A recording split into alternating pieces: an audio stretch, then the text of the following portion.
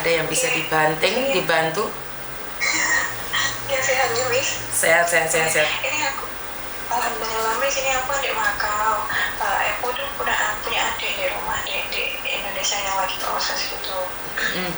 Masalahnya adikku ini kan pertama nih dulu, maaf ya, tak cerita ngiriin dia. Ya, pakai bahasa Indonesia, Dok. Soalnya Miss Yuni lagi live nih, aku nggak paham, ntar keliru. Oke. Jadi, pertamanya dulu kan adikku kan proses di sponsor sponsor yang pertama gitu. Nah, sponsor yang pertama itu dilempar ke sponsor yang kedua untuk pembuatan paspor terlebih dahulu, seperti itu. Terus?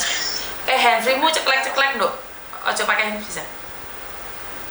Itu bukan pakai handbrake, udah pakai handbrake. Oke, yes, oke. Nah, terus habis itu kan setelah paspor udah jadi, kayak adik saya itu diterlantar gitu, nggak diproses sama sponsor yang pertama. Oke. Nah, setelah itu sama sponsor yang kedua itu karena paspor udah jadi kan disuruh nebus 1.500 seperti itu. Nah, kebetulan waktu itu kan belum ada rezeki untuk ngambil. Nah, jadi dibiarkan untuk sesaat itu. Nah, sekarang udah punya itu disuruh mau ambil itu, harganya dinaik nol gitu. Harganya mahal sih, cuman permasalahannya itu takutnya itu ntar dampaknya ke bapak yang lain gitu, soalnya kan dari perusahaan yang punya sponsor gak cuma satu orang gitu kan. Nah itu disuruh ngambil 2.500 itu bukan karena permasalahannya bukan karena paspor yang harganya naik atau apa, enggak gitu. Katanya karena sponsor yang pertama itu punya tanggungan sama sponsor yang kedua, makanya adik saya itu suruh tanggung jawab. Itu kan enggak apa ya, nggak boleh dong. Bukan. Iya, gitu. Maksudnya bukan tanggungan adik saya gitu. Nah, selain itu kan dia juga ngancem gitu. Dan SMS-nya juga udah tak kirimin sama Miss Yuni kemarin. Ngancem apa itu? Ngancem apa? Ya, katanya ancamannya itu seperti ini.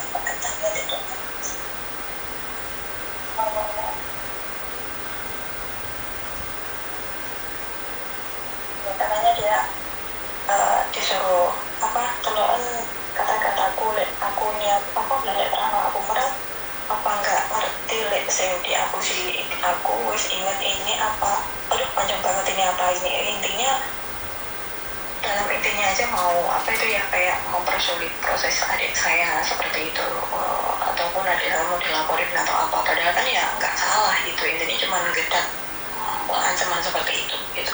Terus? Nah, saya itu telepon Miss Yuni atau curhat kayak gini tuh mohon untuk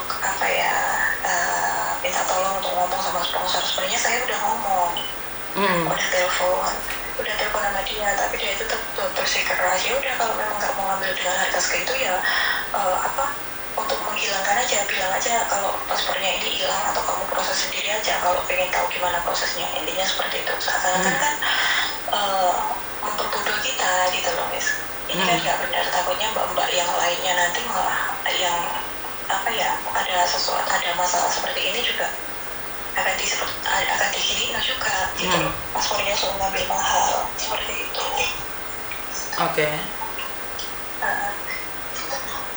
Oke, gini aja, coba kamu telepon dia, karena kan Miss Yuni nggak boleh ikut campur nih. Coba kamu telepon dia, saya nggak pengomong.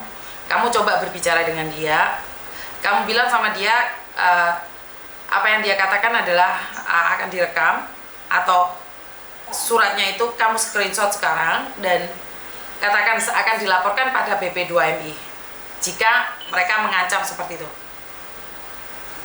Gitu. Sekarang maksudnya di telepon Iya, di conference aja, saya cuma dengerin tapi saya nggak ikut campur. Saya pengen tahu, jadi kamu bilang suruh nebus berapa, karena apa? Karena kalau sampai nebus 2,5 juta itu kan nggak mungkin. Kamu sudah nyanggupin 1.500, bener nggak? Iya, dari pertama itu 1.500.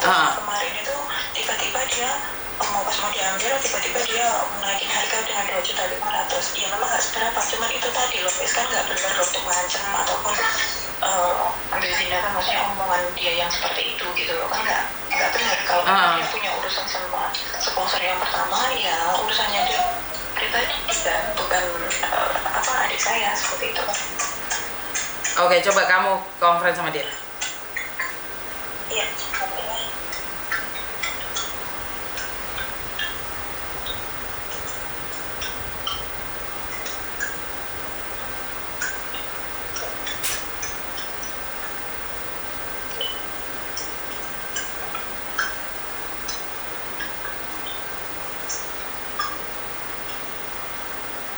Apa sih, Pak? Pak, sakit. Terus, bentar ya, Pak. Ini nanti mah. Kalau lihat oli sana, udah bisa. Aduh, nomornya mana ya? Oke. Bentar nih, Bu. Maaf, Pak. Pak sambil nyari nomor dulu. Banyak nomor Pak mana.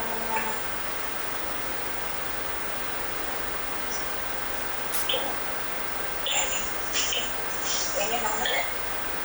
Tata Zoom.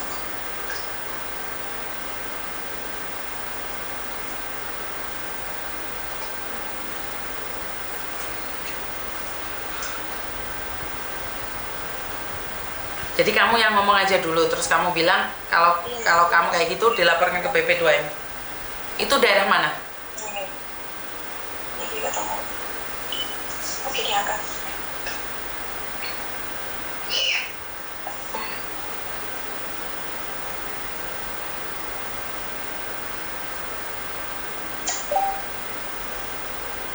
Halo, Assalamualaikum. Halo, Assalamualaikum. Halo. Halo, Pak Denny, Assalamualaikum. Iya, Pak Denny, ini saya kakaknya Yuli yang mau ambil paspor itu. Terus? Gimana Pak itu, Pak? Aku di Taman Sari, Bang. Iya, Bapak di Taman Sari, maksudnya itu gimana itu? Iya, Bang. Ini harganya berapa itu, mau ngambil paspornya itu berapa? Ini loh, Mbak. Itu dia ngerti sedikit untung paspor masih bisa diselamatkan. Kapan hari itu paspor kan sudah kirim ke Batam, sudah saya kirim. Itu loh cerita itu, makanya jangan dipotong dulu. Kalau nggak tahu masalahnya, setelah saya kirim ke sana, Anton nggak mau dihubungi, nggak bisa, gitu loh. Terus akhirnya teman saya ditahan di PT-nya Anton sana.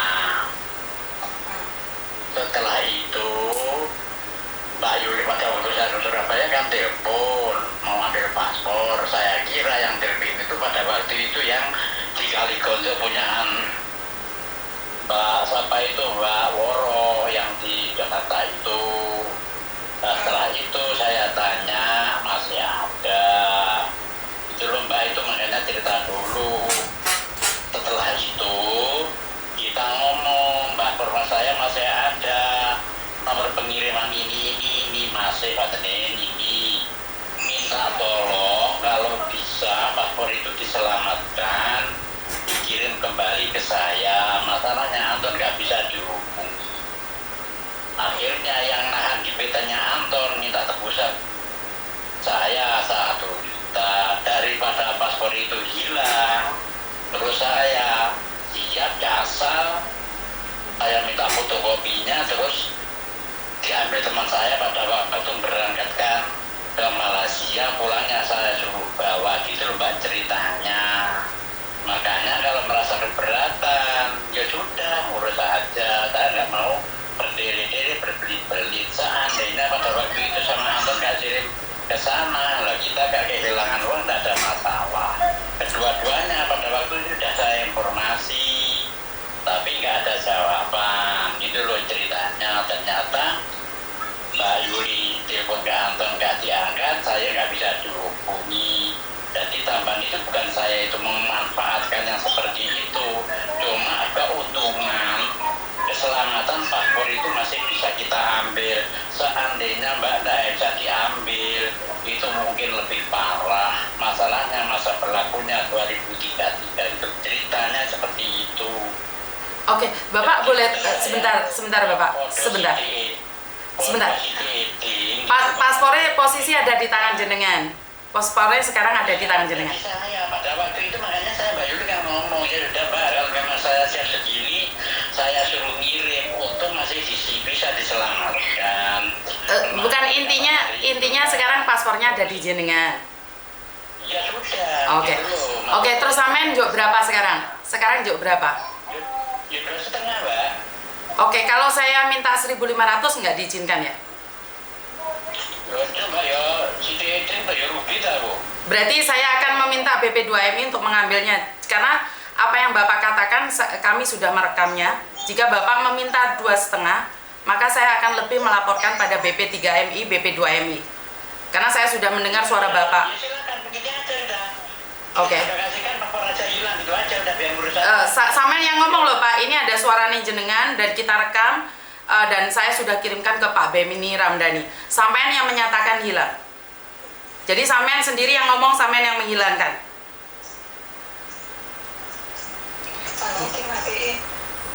Oke. Telepon sama dia. Telepon dia, katakan bahwa semuanya jika dia tetap memaksa seperti itu, ini ada rekamannya. Dia posisi PT mana?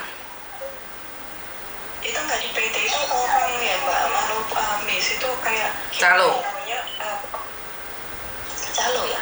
Iya. Nggak ada PT resmi kayak gitu, maksudnya itu disuruh orang lempar-lemparan kayak gitu loh. Ya udah, kasihkan dia. Tanya alamatnya ada, semua data ada. Itu orang Banyuwangi, rumahnya tahu, cuman alamatnya belum maksudnya belum tahu gitu. Alamatnya tahu, orang Banyuwangi sana, di dekat rumah. Hah? Iya, di dekat rumah, daerah rumah Banyuwangi. Ya dicari dulu alamatnya, baru saya bisa nyuruh orang BP3MI untuk Banyuwangi untuk mencarinya. Siap, Miss.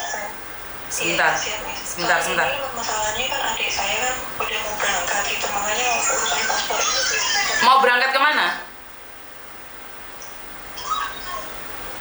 ke Makau, Miss. Wah, lah paspornya tak keren. Nong golek prosesnya ilegal, aku ya kena juga loh. Sing jelas kok rek. Kan prosesnya kemarin dia itu prosesnya itu ke Hong Kong gitu loh. Udah proses ke Hong Kong, terus habis itu katanya nggak tahu sekarang ini karena prosesnya ini paspornya ini nggak keluar gitu loh. Paspornya nggak keluar kemana gitu kan, bingung atau ke Makau mau ke sini atau ke Hong Kong gitu kan. Dia masih di PT sekarang. Permasalahannya kan paspornya belum keluar, jadi prosesnya ini belum tahu pasti prosesnya dek nih. Lah kamu tadi ngomong ke Makau dong, jangan main-main. Soalnya kalau proses ke Makau saya masih takut, itu kan belum ada ketentuan dari pemerintah. Ya jangan dong. Buatan misalnya itu buatan enggak gitu. Soalnya kemarin aku kan nyuruhnya dari memang sebelumnya masuk PT itu karena aku di Makau gitu loh. Karena sekarang kan permasalahannya masih diproses juga dek nih, belum dapat majikan. Bukan, aku nanti bisa menyelamatkan paspornya terus dia diproses ilegal, ya aku salah loh Nduk. Mungkin buatan loh, lek engko bertanya ambek adik langsung proses juga loh. Soalnya kan dia kayak Makau di Hong Kong. Di PT sekarang juga nggak tahu mau prosesnya kemana. Ya udah, sekarang dia sudah masuk PT, ya ben diurusi PT lek ngono Nduk. Lah tak pikir arek iki memang api-api masih belum masuk PT. Lah dhek sekarang masuk PT-nya ya ben PT sing nyar ngurusi. Salah itu Nduk. Ya enggak kayak gitu. Tak pikir paspor itu saya bisa selamatkan kalau posisinya anak masih di luar. Maksudnya dia tidak masuk PT. Lah arek iku wis masuk PT. Ya ben sing ngurusi PT ini to Nduk. Lah makanya ini aku kan namanya yang pertama kan tadi aku udah cerita semuanya, dan itu di PT setahun gitu loh, setahun. Makanya permasalahannya kan di paspornya ini nggak dikasih nomor, diambil masih persulit kayak gini gitu loh. Dia di PT setahun? Iya. Lah kok sampai setahun? Lah kenapa nggak dari awal ngurusin paspor dulu baru masuk PT? Lah kok di PT sampai setahun piye toh? Ini kan dilempar-lemparin, makanya dari pertama Bukan PT mana yang dia masukin itu ada hubungan dengan PT yang pertama atau bukan? nggak ada, pindah gitu loh. Lah ya PT pindahannya ini ya harusnya yang ngubungi tadi calo itu Tondo. Harusnya kan PT pindahannya itu yang ngubungi calonya itu toh. Enggak. dia udah konfirmasi, Mas, udah ngomong, cuman nggak apa ya, maksudnya itu kok lemot gitu loh, nggak ada perbaikan kayak adik lu udah habis setahun gitu kan, aku jadi gemes ngono loh. Bukan, kan adikmu sekarang masuk PT toh, setahun kan? Iya udah setahun deh. Lah kenapa PT ini tidak menghubungi calo yang tadi? Nggak tahu juga ya, Mas ya. Loh, tak kalau dia belum masuk PT, ini anak secara pribadi di rumah minta paspornya. Saya akan terjang dia, Nduk. Di Banyuwangi tak parani. Tapi lah arek iki masuk PT lah, apa bedanya aku mbek calo, Nduk? Iya itu. Yo jangan no, enggak mau aku. Oh, gak jelas no ini dia. Ini loh, ya aku sendiri juga nggak ngerti, Miss, gitu loh. Pertama nih kemarin aku udah ngomong juga, udah minta konfirmasi, udah minta pendapat kayak gitu. Karena dia itu ngomong kan awal itu kan 1.500 gitu loh, makanya minta. Ya udah kan dia sekarang di PT, Nduk. Sekarang di PT ya udah dibayarin lah 2.500. Kan dia sudah masuk PT toh. Iya, bener gitu ya. Loh lah iya kan PT kan bantu tebus no. 2.500. Lah sampai setahun kan mulai dulu-dulu cepet ditebus kan. Ya arek wis terbang toh. Oke, misalnya aku teleponnya lagi ngomong. Akhirnya soalnya gini loh, saya tadi nggak ngeh banget. Aku kira kamu proses sama orang ini setahun terus nggak diprosesin, terus anak ini mau pulang minta paspornya. Itu yang saya tangkep. Lah ternyata ini sampai Batam, sampai Dinti kan bingung saya. PT ini iku sing saiki ditempati kongkon telepon calone iku mau. Berarti kan ini bisnis dan bisnis, Dok. Kalau saya nolong ya bener-bener nolong gitu loh. Beda urusannya. Loh ya jangan manfaatkan saya di sini. Kalau saya marani wong kuwi, nggak usah uang, Dok. Saya nggak usah uang. Tapi masalahnya kan saya itu urusan bisnis kalian. Bener nggak? Ini bisnis, kalian tuh mau bisnis. Anak ini kamu mau kirim ke Mako. Maka kalau legal, kalau ilegal gimana? Apa gak aku yang disamplok karo Pak Beni? Oh, jangan. Bukannya Mbak, maksudnya bukannya menggunakan jenengan buatan, sebenarnya ini benar-benar adik saya gitu loh. Ngerti, tapi kan masalahnya dia sudah masuk PT sayang. Oke. Oh, jangan. Nggak boleh kayak gitu. Ini bisnis dan bisnis, antara bisnis dan bisnis. Perjanjian kalian sebelumnya seperti apa, ini kan kalian yang tahu. Kalau saya itu pure, kalau anak ini nggak mau terbang ke luar negeri, mau minta paspornya saja, itu saya bantu. Bener nggak? Perkara dia suatu saat mau ke PT lagi, itu urusan dia. Tapi untuk saat ini dia kan ada tujuan sudah di PT 1 tahun. Nggak boleh, Dok, aku itu bisnisnya uang nih. Nggak boleh, Dok. Oke, Miss, maaf, Miss. Aduh, terus nemes, coba ngobrol sama dia. Kalau ngobrol sama saya urusannya panjang gitu loh. Karena saya hampir saja telepon Banyuwangi loh. Karena kalau saya telepon Banyuwangi grebek orang itu, paspor tuh gak usah bayar gitu loh. Tapi kan jadinya saya yang jadi calon loh. Ternyata anak ini paspornya dipakai, dikasihkan PT lain. Paham nggak? Berarti kan sama aja saya memperalat BP2MI untuk PT lain. Ini salah saya. Nggak boleh. Soalnya bisnis ke bisnis. Kecuali saya ambil paspor, saya serahkan pada dia di rumahnya. Itu nggak apa-apa. Lah ini saya ambil pakai PT. Ya aku disamplok Pak Beni lah ngono. Ojo, ya guys, bye-bye.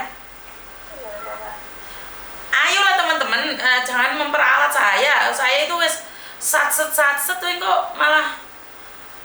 Duh, ya apa sih arek-arek iki jan? Aduh, nggak jelas kabeh arek iki, bingung saya itu. Ayo jangan peralat saya. Saya yang satset malah keliru. Halo, assalamualaikum.